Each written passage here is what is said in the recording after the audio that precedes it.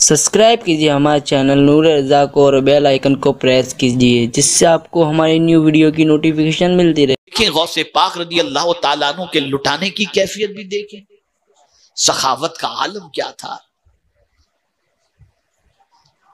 क्या सखावत का आलम था। अल्लाह अकबर। मेरे प्यारे आका सल्लल्लाहु ताला अलैहि वसल्लम के प्यारे दीवानों,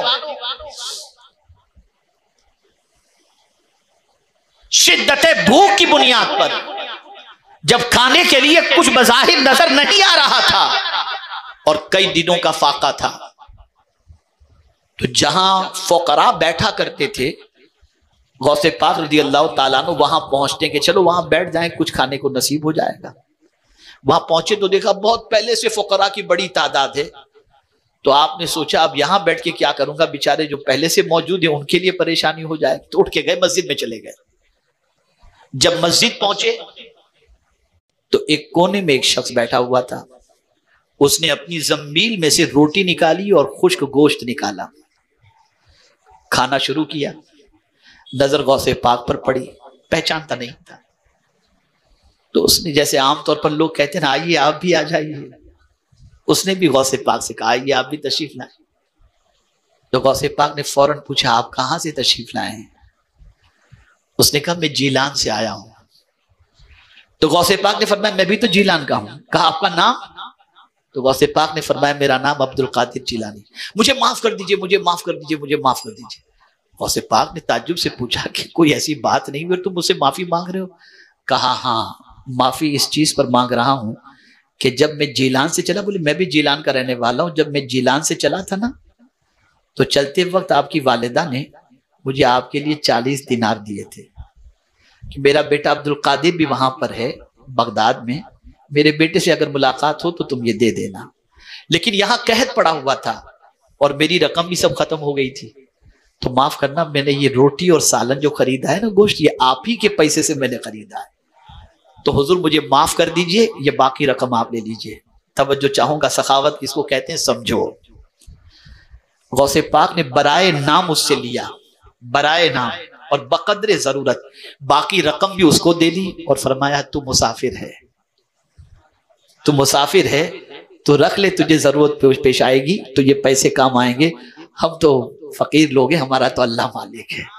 ये है सखावत। भूखे रह करके औरों को खिलाना, ये है मेरे गौसे पाक की शान, ये है गौसे पाक की शान। और मेरे प्यारे आका सल्लल्लाहु ताला अलैहि वसल्लम के प्यारे दीवारों, सैयदना गौसे पाक रदी अल्लाह ताला अन्हु कितने साहिब इल्म थे। अल्लाह ने इल्म के ऐसे एतबार से कितना नवाजा था। अल्लाह अकबर। गौसे पाक रदी अल्लाह ताला अन्हु की बारगाह के अंदर वक्त के एक अजीम मुफस्सिर, जिनको एक आयत करीमा से मुतालिक 11 तफसीरों का इल्म था, गौसे पाक की महफिल में हाजिर हुए। ऐसा महसूस हो रहा था इस आयत की तफसीर आज गौसे पाक बयान करेंगे, जरा मैं देखूं तो सही कि गौसे पाक का इल्म कितना है और गौसे पाक इस आयत की कितनी तफसीरें बयान करते हैं। उनके साथ एक और आलिम भी मौजूद थे, उन्होंने अपना माफी ज़मीर उस आलिम से कह दिया था कि आज जरा देखता हूं कि गौसे पाक इस आयत की कितनी तफसीर बयान करते हैं। गौसे पाक ने तफसीर शुरू की, पहली तफसीर बयान फरमाई तो साथी दोस्त ने उस आलिम से पूछा इसकी तफसीर? कहा ये तो मुझे मालूम है। फिर दूसरी तफसीर बयान की, कहा तुझे मालूम है? कहा हाँ मुझे मालूम है। तीसरी तफसीर गौसे पाक ने बयान की, उन्होंने कहा मुझे ये भी मालूम है। चौथी तफसीर गौसे पाक ने बयान की, उसने कहा मुझे ये भी मालूम है। पांचवी तफसीर बयान की, कहा मुझे ये भी मालूम है। छठी तफसीर बयान की, उन्होंने कहा ये भी मुझे मालूम है। 11 तफसीरें जब बयान कर चुके, वो आलिम कहते हैं ये 11 के 11 मुझे मालूम है। उसके बाद तफसीर बयान करने का सिलसिला रुका नहीं। एक ही आयत की गौसे पाक ने 40 तफसीरें बयान की। वहीं पर वो झुक गए और कहा इस वक्त रूए जमीन पर अगर कुरान का सबसे बड़ा जानने वाला कोई है तो वो अब्दुल कादिर जीलानी है। यह है गौसे पाक की शान। और यहां जिनको कुरान पढ़ना नहीं आता वो वली बनकर घूम रहे। कहां जा रही है हमारी कौम? नेक बंदा कोई भी हो सकता है, अच्छा बंदा कोई भी हो सकता है। विलायत की जहां तक बात है तो विलायत गैर आलिम को नसीब नहीं हो सकती।